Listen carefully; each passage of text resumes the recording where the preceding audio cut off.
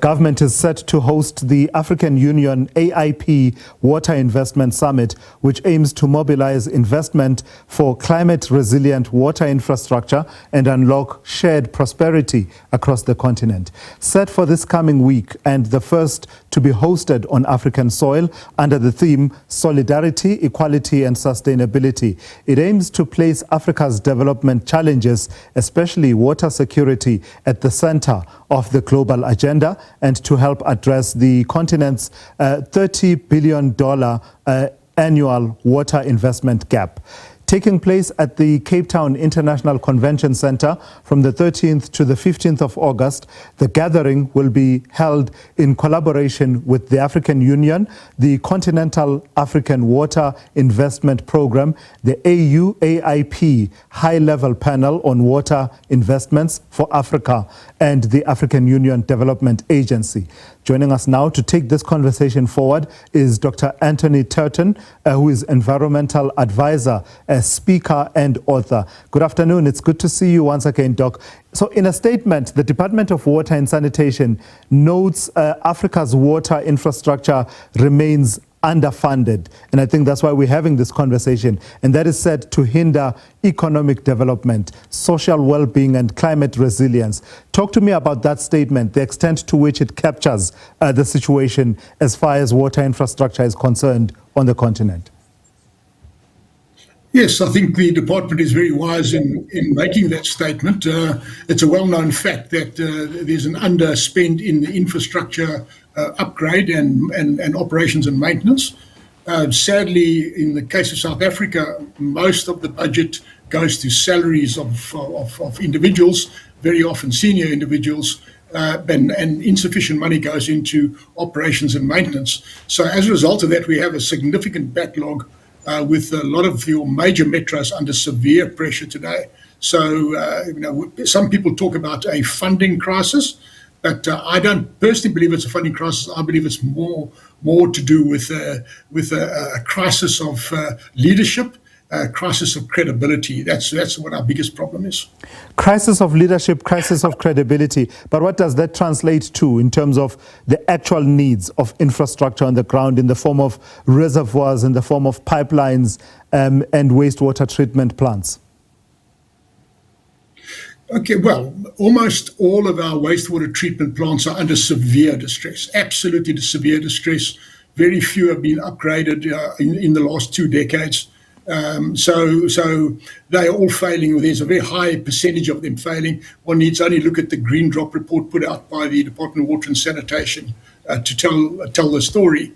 This, of course, has resulted now in a major problem in our rivers and dams, which is now starting to impact on the potable water treatment plant, which has never been designed to take sewage contaminated water into the system and treat it into drinking water. So in other words, it's a systemic problem. It's not just a question of let's throw a bit more money at this. It's actually a question of prioritizing, reskilling, and more importantly, when they're talking about getting private sector involved, why would the private sector get involved, under the current legal regime where there are all sorts of restrictive and punitive measures put in place? So South Africa, unfortunately, is not a very investable place at the moment. But I know that the African Development Bank, for example, they do government-to-government loans. So they will continue to do government-to-government loans. But I personally don't see much private sector capital coming into the water sector space in the near future, unless the rules of engagement change quite dramatically. And how critical is that we get that right and fix that investment environment such that the public sector, the private sector comes on board? Because I imagine, Dr. Turton, that we've moved very far from an era where conceptualization of water infrastructure involved thinking that all of the solutions will come from within the fiscus of government. Big government will come and build and operate and supply. I think we've moved quite far from that, haven't we? Well, some people have moved far from that, but I'm afraid government hasn't moved far from that. So government will always try to control that. The politics of water is quite intense. Remember, the politics of water is all about patronage and the allocation of patronage. So that's a very intensely contested space. So I don't see it changing, in the foreseeable future. There are a couple of public-private partnerships that have been very successful in South Africa. One of them is in the Ilembe area of KZN, for example. That's been very successful, and there's one currently being rolled out now in the Vereniging area, the Sedibeng, that area.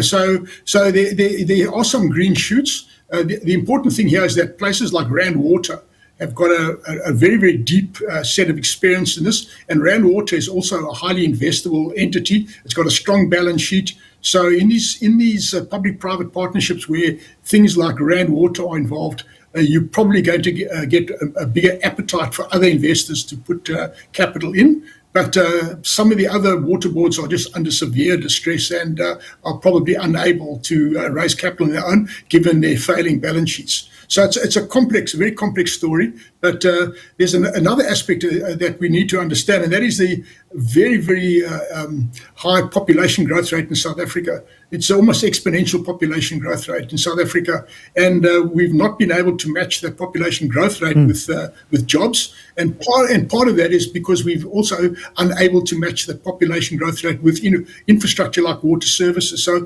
these things are all intimately linked. And it's not just a question of throwing money into the water sector and expecting a major change to happen. So in your experience, and I imagine you've attended many of these summits, such as the one that we are reporting about, what's your experience of their suitability as a platform to, one, grapple with the issues, as you and I have been talking about in the last few minutes, but also, look at real, tangible, implementable solutions and even pipelines of investment?